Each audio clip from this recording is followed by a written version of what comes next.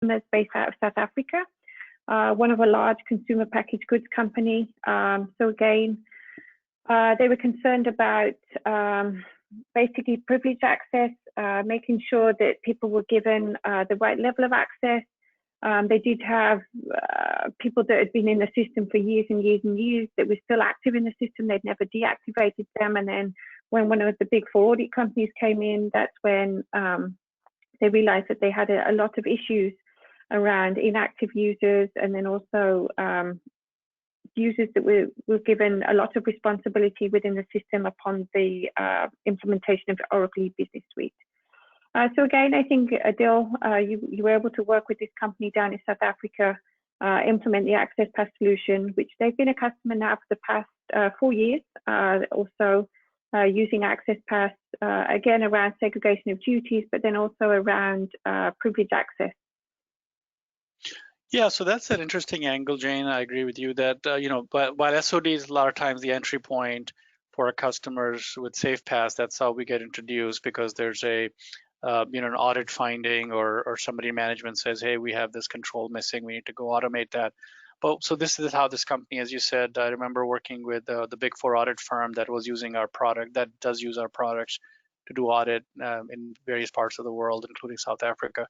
So they did an audit, and they clearly had an audit finding, and this company came to us and said, hey, we understand the audit firm is using this product and we'd like to adopt it. And they looked at a lot of different products, and I recall that the reason they purchased our product was because of our roadmap, or their roadmap, to be more clear.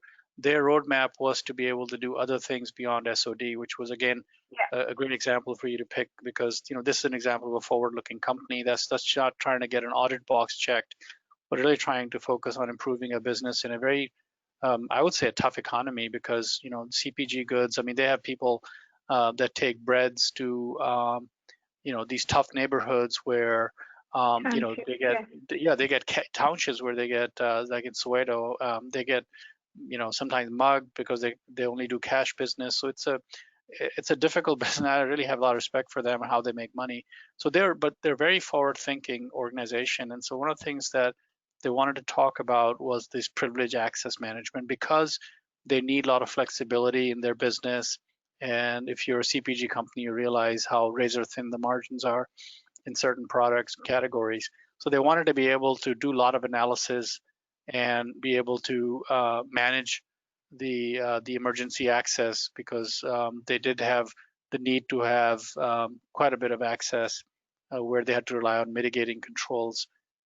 So that's kind of a part of their roadmap that we helped fill. So the first step was to go get them up and running with SOD. That was a checkbox, really, and they did a great job with using Roles Manager and everything else. But one of the things they did on top of all that is the managing of their super users. We also call that firefighters. That's a branded product, but these were one of the first customers to adopt that back in the day. And one of the things they did with that capability is enable what we call fine-grained governance, right?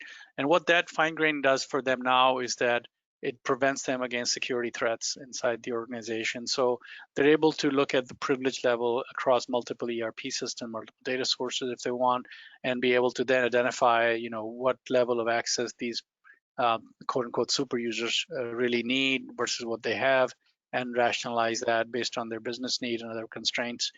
They were able to streamline their operations to mitigate these inherent risks in their ERP system by looking at hundreds of privileges. So, for example, in Oracle eBusiness Suite, which is one of the products they use for their financial reporting, has 40,000 some functions, which are essentially the privileges that can get granted to employees. They've identified that a big portion of their workforce was using these highly privileged access levels. So if you think about a company where many users have very limited privileges, like what we call birthright privileges, like if I'm an employee here at SafePaaS, I should be able to use iExpense to be able to put my expenses in, and iProcurement to order my laptop or whatever I need to get printer equipment for my office, home office here.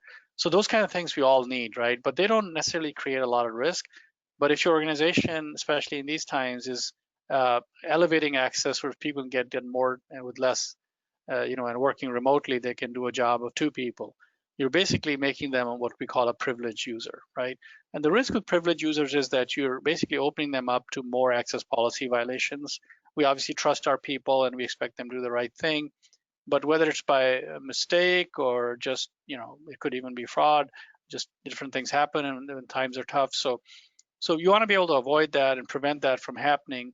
So as part of the SOD policy, they also added additional access controls specifically for these sensitive areas, which their auditors wanted to view as well.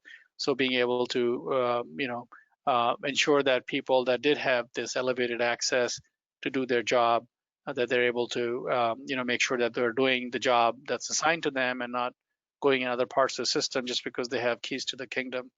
So it's a common problem many companies have, but it's also the most overlooked area because, we all believe that we trust people that work here, and that's a great way to do that. We do the same here at SafePaaS, but when we go through our SOC 1 audit, we have to prove that, that even, that every access that I have that's granted to me is actually being used and it's not abused in any manner. So that's just the way audits work, right? So privilege access, again, a very manual process today. If you are using SafePaaS for SOD, think about adding firefighter, and that'll enable you to give temporary access to people with elevated privileges, and then record the activity performed, and then take that access away when that elevated privilege is set up, is completed. So if people are going in there setting up bank accounts and suppliers and so forth, because your primary supplier folks are not there in the procurement department, and you need to rely on some third-party outsourcing company or a partner or something, consultant you brought in, you can give them temporary access and the system takes it all away. And that's what iAccess does for these organizations. Again, authentication for every individual that gets access to that higher level privilege and a complete audit trail, that's again centralized. So that's a lot of different things that I've covered for this customer, but they are one of the most